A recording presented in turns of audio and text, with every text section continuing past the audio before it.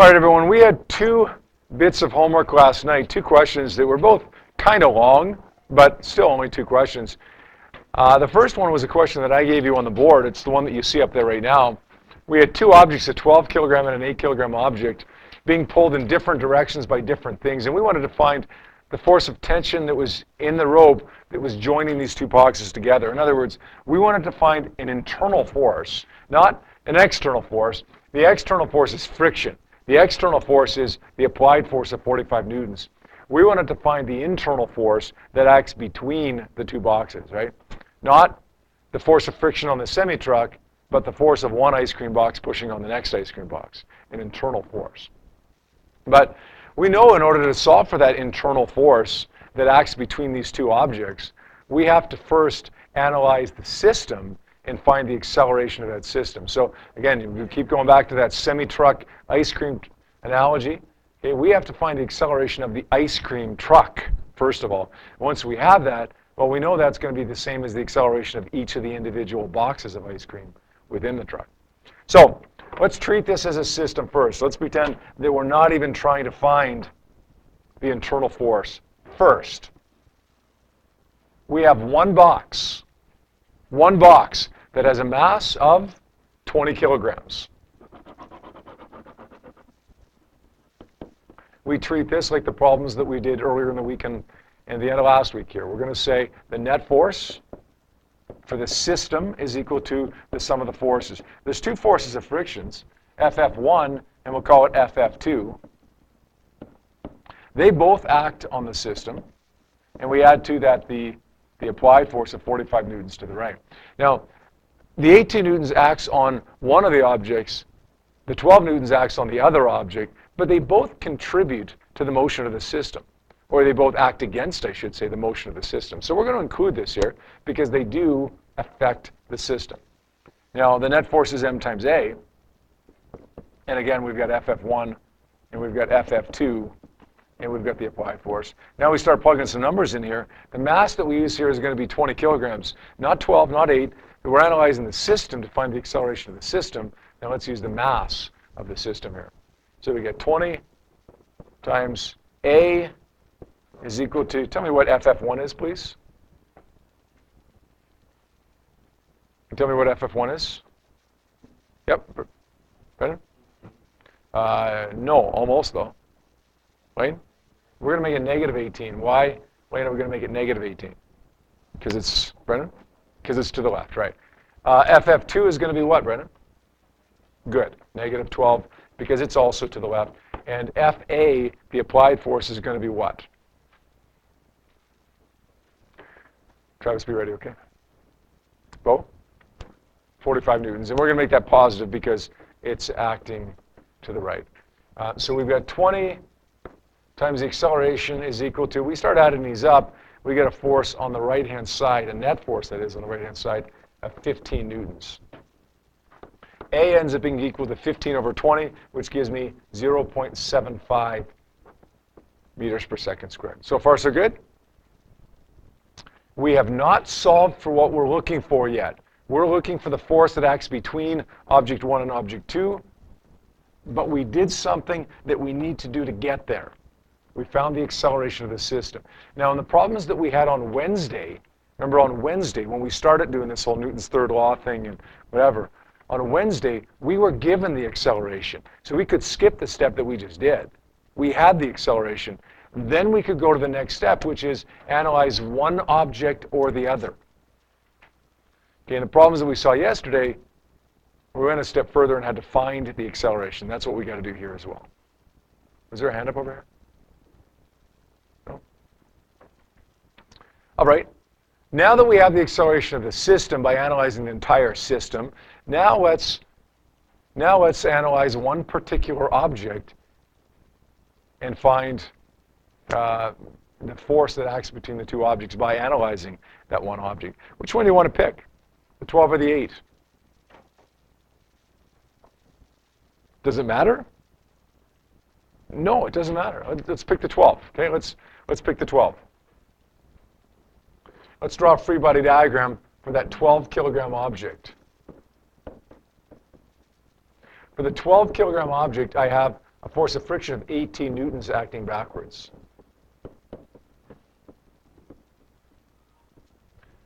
I also have a force of object number 2 pulling forward on it. Think about that, right? You're pulling a system with 45 newtons. How does the 12 move? Well, because the 8 is pulling on it. So the force of the 8 on the 12, or the force of object 2 on object 1, is pulling it to the right. There's also gravity and the force of friction, or sorry, the normal force, but they cancel each other out, right, because it's a flat horizontal surface.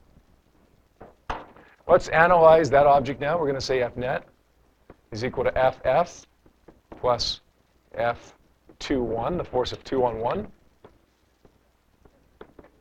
MA is equal to FF plus F21. What mass do I use here? 12, 8, or 20?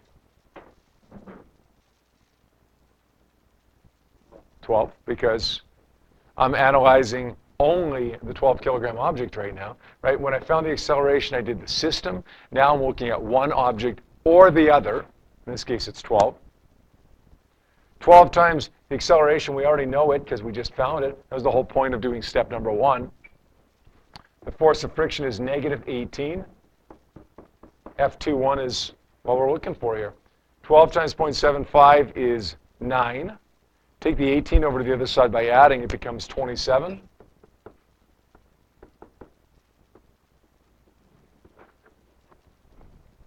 The force of tension in the rope that joins the 12 and the 8 is 27 newtons. Anybody else get that? Okay, good. Just out of curiosity, those of you who got it, how many people picked the 12 kilogram object to analyze?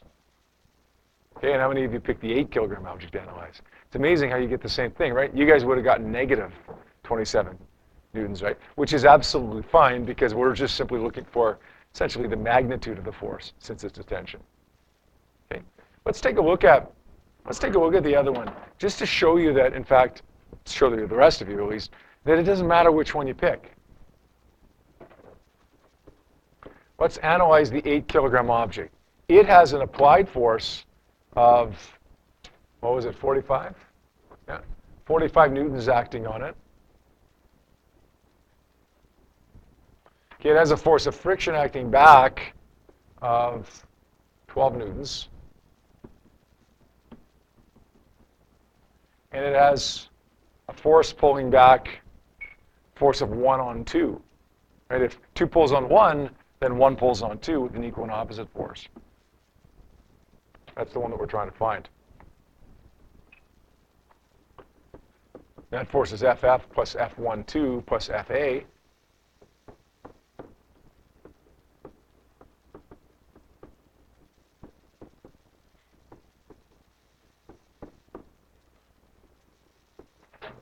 The acceleration, again, is 0.75.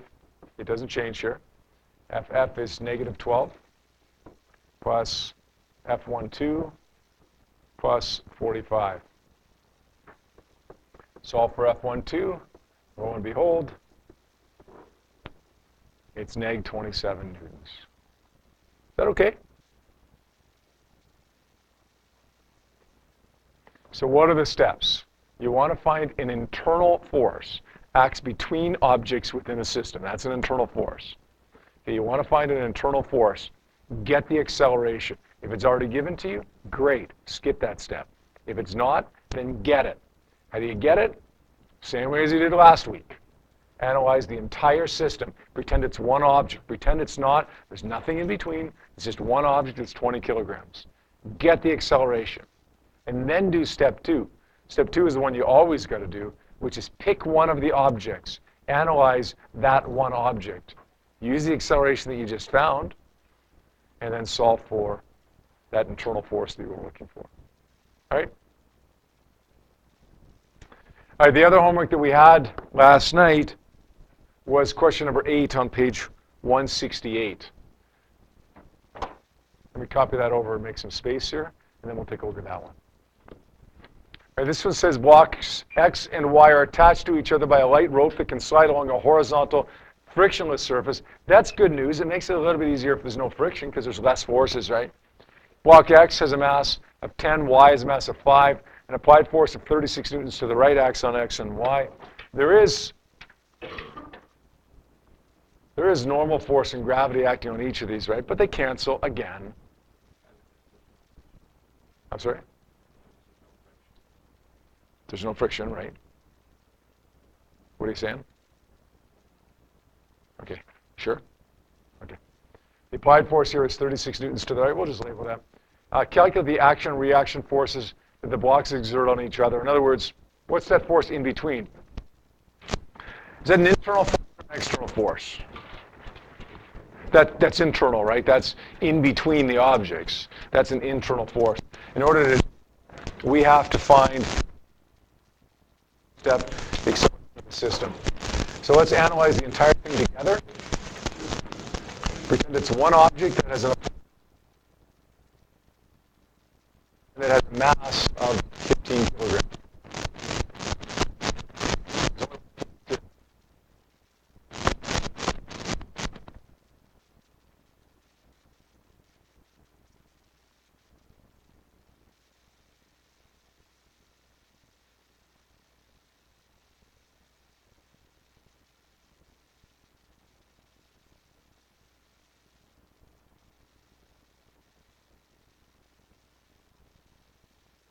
It's not what I'm looking for.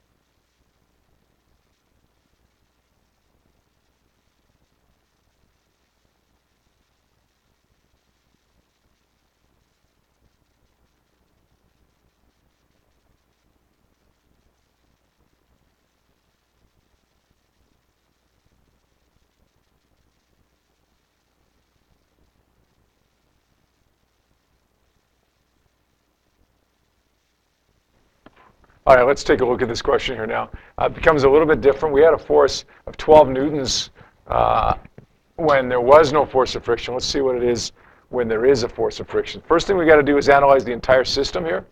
We're going to pretend it's one object with a mass of 15 kilograms again, with an applied force to the right of 36 newtons, and we have a force of friction to the left of 12 newtons. Should be drawn a little bit shorter, actually. 12 newtons. It's the 8 newtons and the 4 newtons combined, right? Of course, we do have the force of gravity and we have the normal force, but they cancel each other out, so they don't come into play here. Find the acceleration. F net is equal to the sum of the forces. That's FF plus FA. You could, by the way, if you wanted to, keep those forces of friction separate still and just call it FF1, FF2, put them both in here. It doesn't really matter because anyway you look at it, they add up to give me 12 newtons. MA is equal to FF plus FA. The mass that we use here is the total mass, 15 kilograms, times A is equal to negative 12 newtons because it's to the left, plus 36 newtons because it's to the right. It becomes 24 over 15. 24 over 15, which is going to be 1.6 repeating. Just 1.6, thank you. 1.6 meters per second squared. How many people got 1.6 meters per second squared for the acceleration? Okay, good, good. Once we have that, then we've got to analyze one object or the other. Pick X, pick Y, it doesn't really matter. I'm going to choose Y. Again, object Y has a mass of 5 newtons. It has a force of friction pulling back on it of 4 newtons. And it has a force pulling forward on it that's caused by object X. We're going to call that Fxy, the force of X on Y. There is gravity, there is a normal force, but they cancel, again, so we're not going to worry too much about those. How many people analyzed the 5 kilogram object? Yeah, how many people analyzed the 10? Does it matter? No. The 10 is slightly more complicated because there's an extra force in there, but it's not really a big deal. You got F plus Fxy this time. The net force is m times A. And m is 5. That should be kilograms, not newtons. 5 kilograms times 1.6 for our acceleration equals negative 4.0 plus Fxy. 5 times 1.6 is, what is that, 8? 8. 4 goes over by adding. We get 12 equals Fxy. Is that the value that it was before? So it's the same thing, 12 newtons. Is that okay? How many people got 12? Or neg 12 if you analyze the other object, right? Either one is fine. Good. Good. You guys feeling a little bit more comfortable about those questions now? Yeah? Well, why don't we give you one of those on Monday morning, huh? What do you think about that? As a little quiz question. Okay. No harder than what we've done here today. No harder at all. In fact, I could easily just take one of these and change a couple numbers and put it in as your quiz question. 5 out of 5? Okay, let's do that then. Let's make a quiz on Monday on this stuff.